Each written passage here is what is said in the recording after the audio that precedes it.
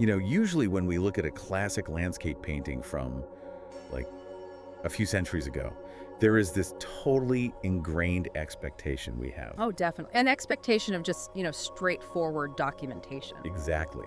We treat that heavy, gilded frame almost like a window pane. The assumption is simple. You see a mountain on the canvas, the painter stood in a field and saw that exact mountain, and they just painted a literal record of it. Right, a record of exactly what was right there in front of them. Yeah, it is clean, it is simple, and it provides a really comforting sense of objective reality. We kind of expect the artist to be functioning essentially as a 19th century camera, dutifully recording the topography. But stepping into the world of German Romanticism, that completely shatters that window pane. It really does. The visual landscape of the early 19th century, particularly in Northern Europe, is not a clean pane of glass at all. It is a highly engineered, psychologically dense, and honestly, incredibly murky space. Oh, completely murky. Artists of this era were entirely uninterested in being human photocopiers. They were operating under a completely different philosophical mandate. It is the absolute definition of a deceptive surface. So, welcome to this deep dive. Today, our mission, and we are so glad you were here with us for this, is to unpack a single, profoundly layered piece of art. A true masterpiece. We are diving into a comprehensive analysis of Caspar David Friedrich's 1818 romantic painting, Chalk Cliffs on Rügen, or in its native German, Kreidefelsen auf Rügen. And before we get into the heavy philosophical and, political implications of this work, let's establish the basic physical reality of the object itself. Right, what are we actually looking at here? We are dealing with an oil on canvas, and it is not some massive, overwhelming mural taking up an entire museum wall or anything. Not at all. It measures 90.5 centimeters high by 71 centimeters wide. So for everyone listening, you are looking at roughly 3 feet tall by a little over 2 feet wide. Exactly. It is a very intimate scale. It demands that you step close to it. And if you want to step close to it in person today, you actually have to travel to the Oscar Reinhardt Foundation in Winterthur, Switzerland. Which is well worth the trip, because this relatively modest piece of canvas is widely considered one of the most important works of the entire pictorial romanticism movement. Yeah, it really is a piece that personifies the anxieties, the theology, and the politics of that whole era in a truly lasting way. But when you first look at this canvas, just on a surface level, the initial impact is one of remarkable serenity. It really is. It looks like a peaceful, pristine landscape of a coastal cliff. And remember, this is 1818. This is right in the thick of the Romantic era, a time when nature is being elevated and celebrated as the ultimate source of pure beauty. And spiritual renewal, right? Exactly. You see these blindingly bright white cliffs, a lush green meadow right in the foreground, a perfectly calm, expansive blue sea. It feels like a literal breath of fresh, salty air. And that initial sense of peace is the hook. It is a deliberate trap Friedrich sets for the viewer. It really is a trap. Because beneath those pleasant, harmonious colors and that incredibly peaceful, mirror-like sea, this canvas is actually a dense, complex web. Very dense. It operates simultaneously as a piece of deep religious ideology, a cryptic personal autobiography, and astonishingly, a literal act of dangerous political rebellion. Yeah, which is wild to think about for a landscape painting. We really have to consider how we consume images today versus how an audience would have engaged with a painted image back in 1818. That's a great point. Today, we are just endlessly bombarded with thousands of digital images a day. We scroll past landscapes constantly. Right, and so we expect a landscape to be, just a beautiful landscape. Exactly. But for Caspar David Friedrich, a landscape was never just a landscape. It was a highly calibrated vehicle for philosophy, for theology, and, as we'll see, for German nationalism. The best analogy I could come up with to explain this dynamic to you, the listener, is to compare this painting to a modern honeymoon post on Instagram. Oh, I love this analogy. Think about it at first glance. You are scrolling on your phone, and you see a beautiful vacation photo from an old friend. You think, oh, look, they went to the coast. How romantic. The water is so blue. You just double tap and move on. Right. You double tap and move on. But then imagine if you actually zoomed in. You look closely at the background. You look at the incredibly specific, almost unnatural way the people in the photo are posing. And you analyze exactly what brands or specific historical styles of clothing they're wearing. Yes. And you suddenly realize, wait a minute, this isn't just a honeymoon photo. They are actually making a highly subversive, potentially illegal political statement disguised as a vacation memory. And that framing forces us to look past the superficial beauty of the cliffs and really start interrogating the details. Because how a beautiful painting of some white cliffs by the ocean ends up functioning as a dangerous political statement requires us to understand where this painting actually comes from. Right, we have to look at the geographical reality of the Baltic coast, and we have to situate ourselves in Caspar David Friedrich's own life at that exact moment in time. Let's do it. So the year 1818 is a monumental turning point for Friedrich. Massive. He is living in the city of Dresden, which is a big intellectual and cultural hub, and he is 45 years old. And in the early 19th century, being 45 and unmarried meant you were considered a deeply entrenched, lifelong bachelor. Yeah, he had a real reputation. He was known as this somewhat melancholic, solitary artist who just spent his time brooding over foggy mountains and ruined abbeys. And then, rather suddenly, he marries a much younger woman named Caroline Bommer. This shift from solitary brooder to a married man is just profound for him. And for their honeymoon, he doesn't take her on a grand tour of Italy or Paris, which was popular. No, he takes her back to his roots. He travels with her to his hometown of Greifswald in northern Germany. And as the centerpiece of this trip, he shows her the nearby island of Rügen, which sits right off the Baltic coast. That specific honeymoon trip is the genesis of this painting. So let's paint a detailed picture of the canvas for you in your mind's eye, so you can really visualize what we are dissecting here. Good idea. The painting depicts a very specific, highly dramatic view. You are looking out at the ocean, but your view is intensely framed by nature. Right, there are two clearly recognizable trees on the left and right edges of the canvas, and they are pushing inward. And the tree on the right is noticeably larger, thicker, and more robust than the one on the left. They form this sort of natural, leafy window. And through that framing window, you find yourself situated on a grassy meadow in the extreme foreground. And from that safe green grass, the ground just abruptly drops away. It's a terrifying drop. You look out over these incredibly high, sharp, jagged white chalk cliffs. They look almost like broken teeth jutting out over the abyss. And beyond those blindingly white cliffs is a vast, expansive gray-blue sea that stretches all the way out to a perfectly flat, distant, and infinite horizon line. Now, art historians have traditionally believed that this painting represents a very specific geological chalk formation on the island of Rügen called the Wiesewer Klinken.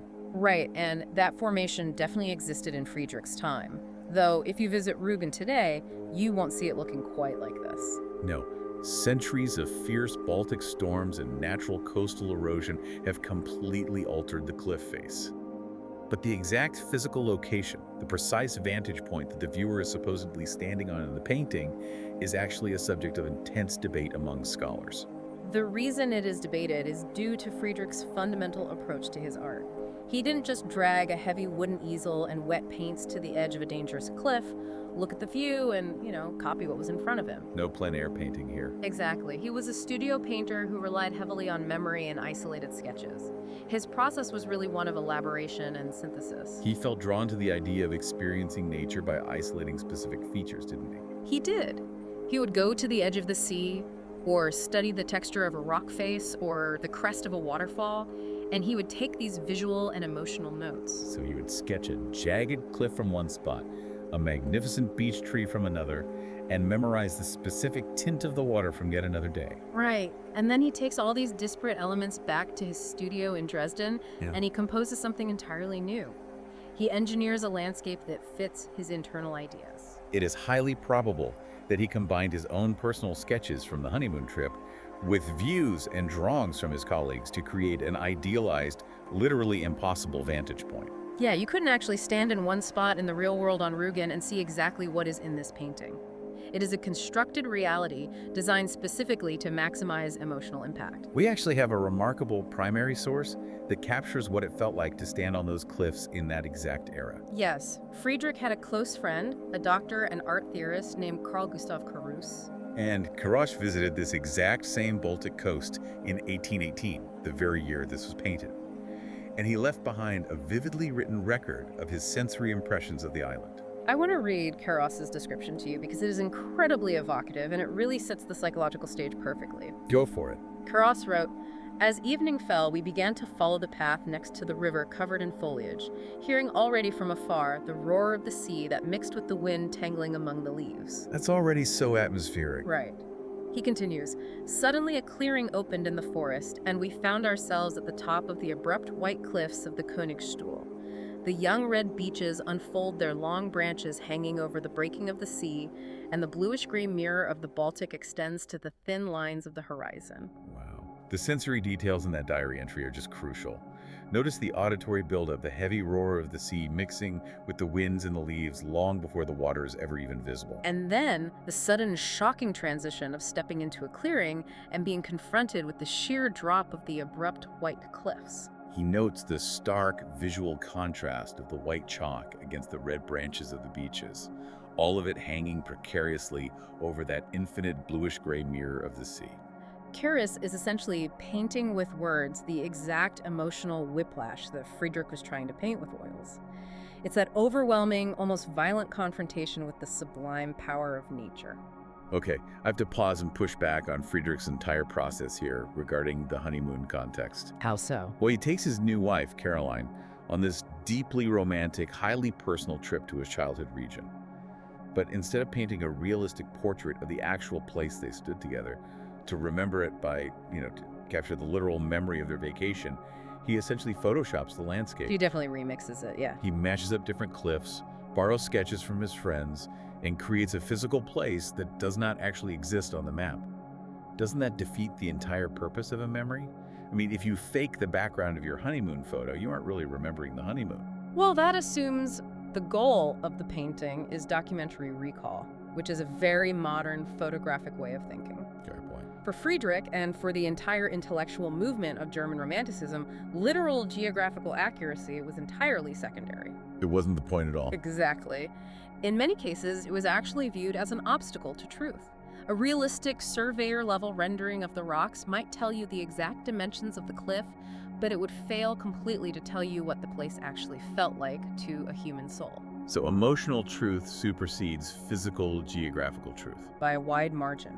Friedrich was trying to capture the awe, the spiritual resonance, the terrifying and exhilarating feeling of standing at the literal edge of the world with his new wife. Right, and to convey that massive, overwhelming emotional truth on a small piece of canvas, he had to engineer the landscape. He had to make the chalk cliffs sharper and more dangerous, the vertical drop more dramatic, and the sea more perfectly infinite than reality could organically provide.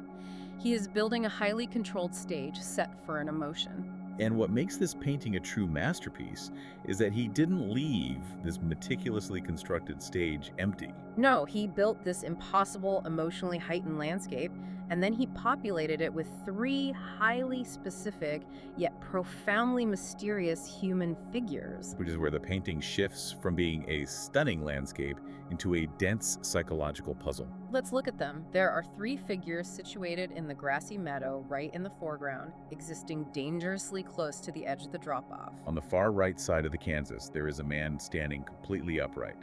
He has a very calm, stoic posture, and he's looking out toward the distant sea. And then on the left side of the meadow, there is a woman seated directly on the ground near the edge. There is a very strange, much debated detail about her execution, actually.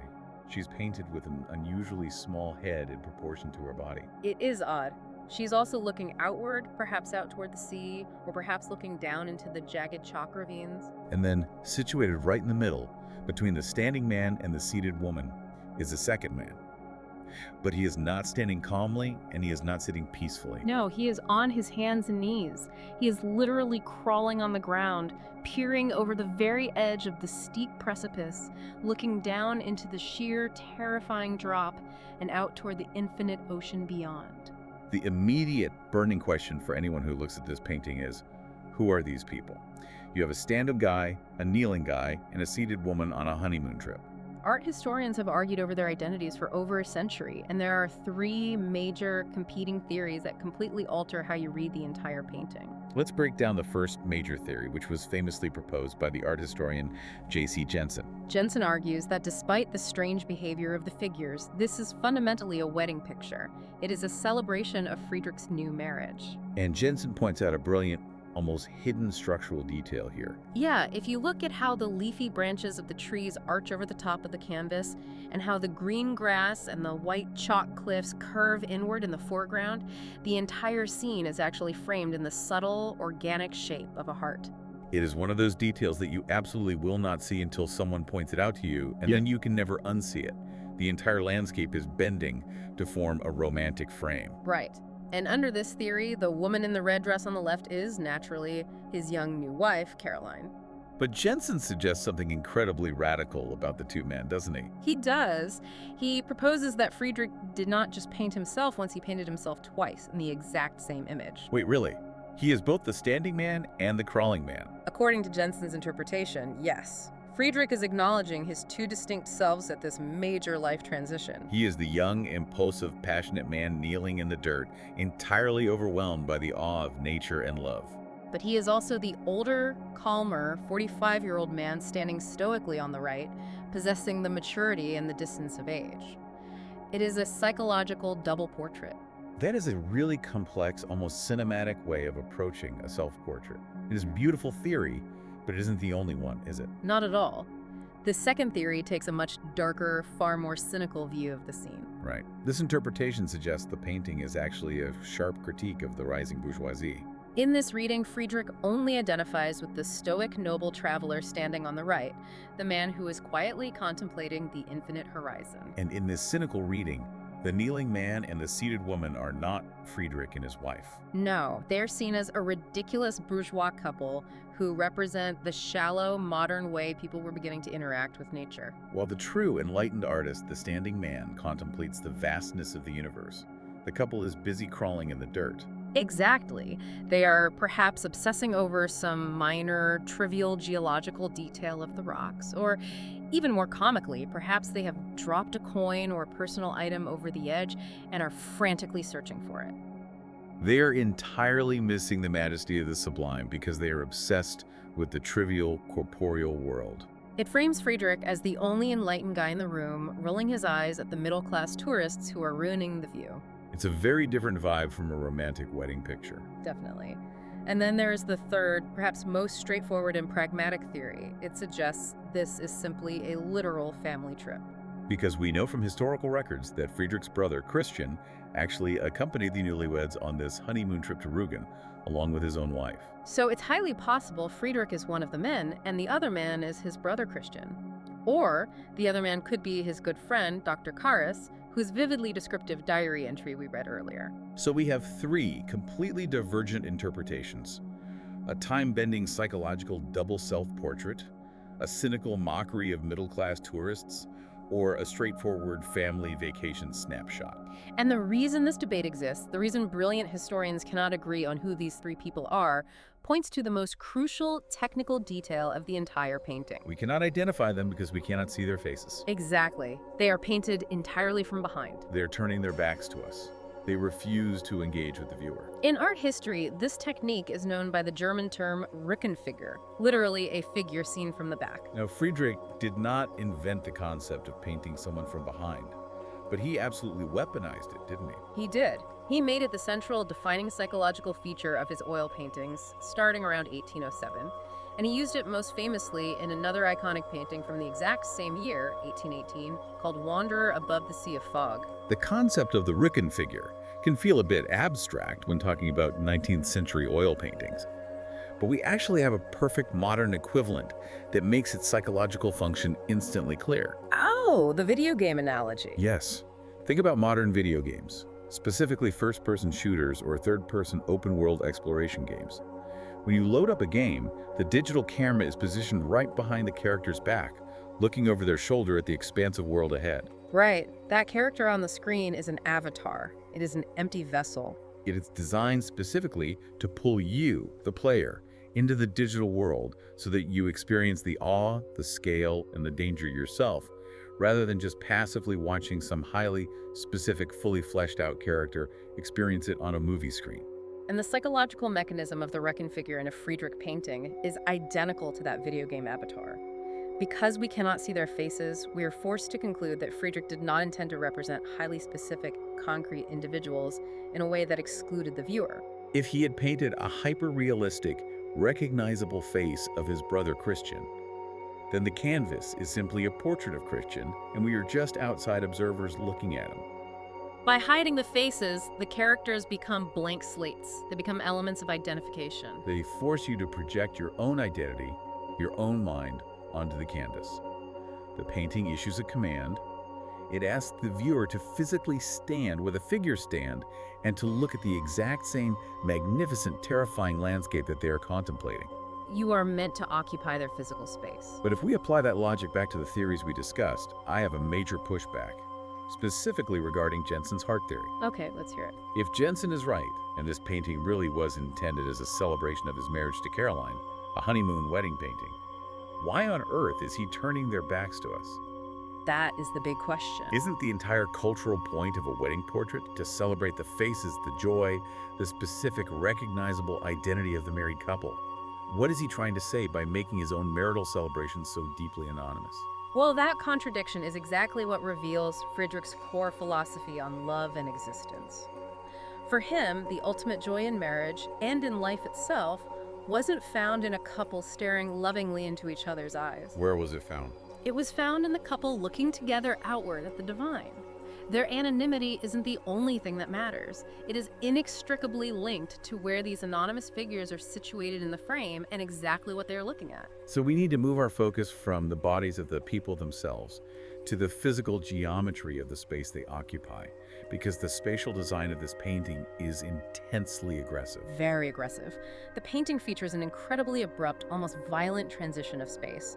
There is no gentle slope leading down to the water. None at all. You have the grassy, rocky foreground where the figures are precariously placed, and then an immediate sheer drop-off into an expansive, seemingly infinite background. The foreground looks genuinely dangerous. The chalk points jutting out are razor sharp. The ground the figures are resting on looks solid, but the sheer proximity to the abyss makes it feel incredibly precarious. And then, taking up the vast majority of the background canvas, is this immense, serene, endlessly stretching sea. And if you look very closely at the distant, smooth water, there are tiny ships visible, sailing near the horizon. To understand why the space is divided so aggressively into these two distinct zones, we have to remember that Friedrich was a deeply, deeply religious man. His faith was rooted in a specific brand of Northern Protestantism, but his theology wasn't confined to the dark interior of a stone church. Not at all. He firmly believed that God manifested directly through the natural world and that the divine presence was physically visible and accessible in landscapes. He is essentially painting theology here. Let's unpack the symbolic weight of these spatial domes.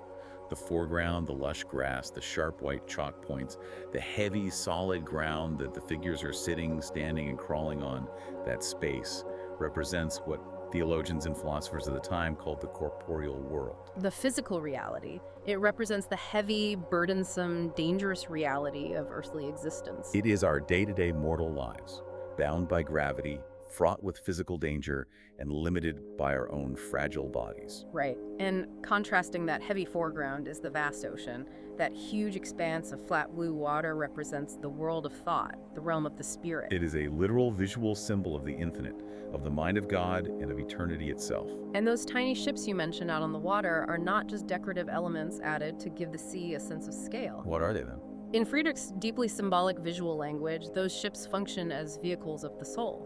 They exemplify how the harsh limitations of earthly corporeal existence can eventually be overcome. They represent the soul, transcending the sharp rocks of mortality and sailing off into the smooth, infinite spiritual realm. Exactly. The entire emotional impact relies on sensory contrast. Just imagine the physical sensation of what the kneeling man in the center is actually doing. He is on his hands and knees on hard, sharp, jagged chalk rocks. Yeah. You can practically feel the gravity pulling at him, the terrifying danger of tumbling over the edge. That is the corporeal world. It is hard, it hurts, and it is heavy. But his eyes are aimed away from the pain. He is looking out at a visual weightlessness. He is staring at an endless, peaceful, completely smooth blue horizon. If we consider the broader historical context of Europe in 1818, this deep religious symbolism acts as a massive psychological counterweight to the reality these people were actually living through. Because Europe was just emerging from decades of horrific bloodshed, constant warfare, and the massive political upheaval caused by the Napoleonic Wars. The corporeal world of early 19th century Germany was a place of extreme trauma, poverty, and political anxiety. So looking out at the infinite sea in this painting is certainly an escape. But it is also a deeply reassuring theological reminder that there is a divine, eternal order that completely outlasts the chaotic, violent mess of human history. Exactly. It's almost like the physical edge of the cliff in the painting serves as the literal boundary line between mortality and immortality. The kneeling man who is crawling and peering over the edge, he is literally staring into eternity. He is trying to comprehend a scale of existence that is fundamentally beyond human understanding, while his physical body remains stubbornly stuck on the heavy, dangerous rocks. He is positioned exactly at the threshold of human understanding. We have these anonymous figures standing on the jagged edge of the physical world, looking out into the smooth spiritual infinite.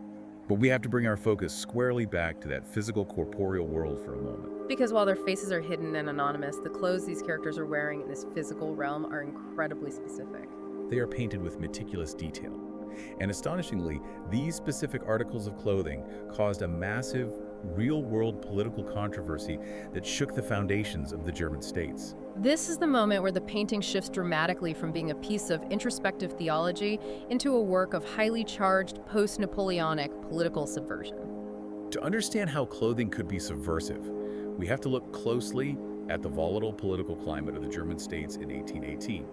Now, we're just looking at the historical context here, impartially to understand the art, but it is intense history. Following the absolute devastation of the Napoleonic Wars, which had fractured and humiliated the region, there was a massive, unprecedented surge of nationalism across the various German-speaking states. People were desperate for a unified identity.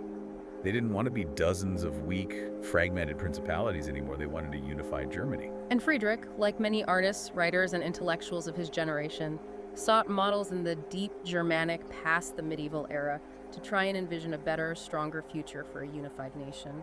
And this fervent nationalist ideology manifested directly and visibly in their fashion choices. The body literally became a billboard for political beliefs. Let's look closely at the woman seated on the left side of the canvas. She is wearing a striking red dress. The overall silhouette of this dress is reminiscent of the Empire style, which was characterized by being very tight, right under the bust, and then flowing long and loose down to the feet. But there's a massive cultural contradiction embedded in that choice, A right? huge one. The Empire style was incredibly popular in revolutionary and Napoleonic France. It was arguably the defining French fashion import of the era. And the German nationalists, understandably, were vehemently, fiercely anti-French after suffering through Napoleon's conquests. So what do they do with this popular silhouette? They aggressively modify it. The red dress in the painting is strictly altered. Instead of featuring the deep, revealing cleavage and the sheer, lightweight, almost translucent fabrics that defined the French Empire style, this German dress has a completely closed neck, buttoned up tight, and features long, heavy sleeves. The sheer revealing French style would have been deemed entirely improper and culturally corrupt for a respectable, patriotic German bourgeois woman. So they appropriated the basic silhouette, but they buttoned it up to the chin and used heavier fabrics to make it culturally acceptable and morally rigid. Furthermore, as we see in several other paintings by Friedrich from this period, this modified dress intentionally echoes Gothic fashion. In the intellectual circles of the 19th century, the Gothic style was widely considered to be an inherently historical Germanic style. Wearing it was a way of visually and physically connecting oneself back to the supposed purity of their medieval roots. I find it fascinating that the woman's dress is essentially a modified French style that they're trying to pass off as ancient German heritage. It's a bit ironic. It is as if they couldn't entirely escape the immense cultural dominance of French fashion. So they simply covered up the chest, added long heavy sleeves, slapped a Gothic and Germanic label on it, and declared it a patriotic statement. It really highlights how arbitrary yet incredibly powerful fashion can be when it is wielded as a political tool. The historical justification might have been arbitrary, but the political power the clothing held in the streets was very real and deeply threatening to the establishment. We see this threat even more clearly with the men depicted in the painting. Both the older standing man and the younger kneeling man are wearing a very specific, highly identifiable outfit. It was known as the Old German suit, or in its native tongue, the Altdeutsche Tracht. We actually have a surviving primary source description of exactly what this political uniform was supposed to look like. The prominent nationalist writer and poet Ernst Moritz Arndt laid out the precise parameters of the outfit in a text from 1814. He explicitly instructed that patriotic German men should wear a specific type of frock coat. one that buttoned all the way up to the top of the neck with a wide, distinct collar folded over it. He also dictated that they should wear their hair long and untamed, and their heads must be covered by a very specific type of velvet bonnet or cap. And if you look closely at the painstaking details in Friedrich's painting, both men are wearing exactly this uniform. The buttons, the collar, the cap. It is a perfect match to Arndt's nationalist manifesto. Friedrich started painting his male figures in this old German attire around 1815. But we must be clear, in the years immediately following the Napoleonic Wars, throwing on this suit wasn't just a quirky vintage fashion trend or a harmless historical reenactment. No, wearing this specific suit in public was a loud, highly visible act of political defiance.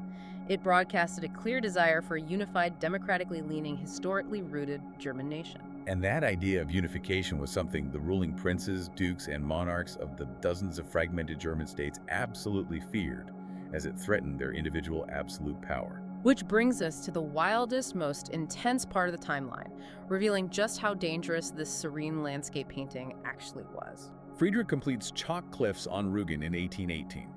Just 1 year later, in 1819, the political paranoia reaches a boiling point. The conservative ministers representing the various German princes meet in the city of Carlsbad to crush the nationalist movement. They issue the infamous Carlsbad Decrees. These decrees enacted sweeping, draconian censorship across the German states. They cracked down on universities, suppressed nationalist fraternities, and censored the press. But as part of these sweeping decrees, they explicitly, legally ban the wearing of the old German suit. They make a frock coat and a velvet cap illegal to wear in public. The monarchs understood perfectly well that this clothing carried a subversive nationalist political meaning, and they criminalized it. Think deeply about the profound tension that timeline creates within this single piece of canvas. Friedrich places illegal, or what would soon become highly illegal, political symbols directly onto the bodies of men who are ostensibly searching for divine eternal peace in a sublime natural landscape. It demonstrates profoundly that for Friedrich and for the Romantic nationalists, the political and the spiritual were not separate spheres of life. They were deeply, inextricably intertwined. The aggressive search for a better unified nation in the corporeal world was directly tied to the search for God's infinite order in nature. It is genuinely staggering how much heavy intellectual lifting this one relatively small canvas is doing. It is only 3 feet tall. And yet it captures the intimate personal joy of a new marriage and a honeymoon to the Baltic coast. It visually articulates a massive, complex theological argument about the heavy, sharp, painful corporeal world versus the smooth, infinite, transcendent spirit of God. And it perfectly captures the intense, suffocating anxiety of a fractured post-war nation where the very clothes on your back could be declared a crime against the state. It is a composite reality in every sense of the word. He composited the physical geography of the cliffs, blending sketches and memory to create a heightened emotional truth. And he composited autobiography, pietist theology, and radical politics to create a masterpiece that demands the viewer step into the frame and take a physical and moral stand. By utilizing that Rügen figure, by forcing his characters to turn their backs to us and hide their faces, he pulls us right into that heavy, jagged foreground. He forces us to stand on the dangerous edge of the corporeal world and look out at the infinite sea with them, carrying all of our own political anxieties and spiritual questions. It serves as a lasting reminder that a landscape is never truly empty. It is always filled to the brim with the ideologies, the fears, and the hopes that we project onto it. That is so true. Which leaves me with a final thought I want you to mull over after we finish today. Think about our modern world and how we interact with nature. Think about the last time you visited a genuinely majestic, breathtaking landscape. Oh, this is a great thought experiment. Maybe you stood at the rim of the Grand Canyon, or you hiked up a towering, dangerous cliff overlooking the ocean. And like almost all of us do, you probably took out your phone and took a photo of yourself. Right. Maybe you even specifically took a photo of yourself from behind, looking out over the grand edge, perfectly recreating your own modern Rügen figure. Yeah, people do that all the time on social media. When we do that today, what are we actually trying to say? Hmm. Are we really just documenting a fun weekend trip? Or, much like Caspar David Friedrich in 1818, are we subconsciously trying to position our small, fragile, modern lives, our deep personal anxieties, and our incredibly messy politics against the backdrop of something vast, enduring, and infinite? We started this deep dive talking about how we expect a landscape painting to be a clear, comforting window. But as we've seen today, the surface is almost always deceptive. The next time you look at a tourist photo or scroll past a beautiful landscape on your feed, ask yourself, what is the murky, deep reality really hiding just outside the frame? It is always worth looking closer. Thank you so much for joining us on this deep dive. Keep looking closely, and we will catch you on the next one.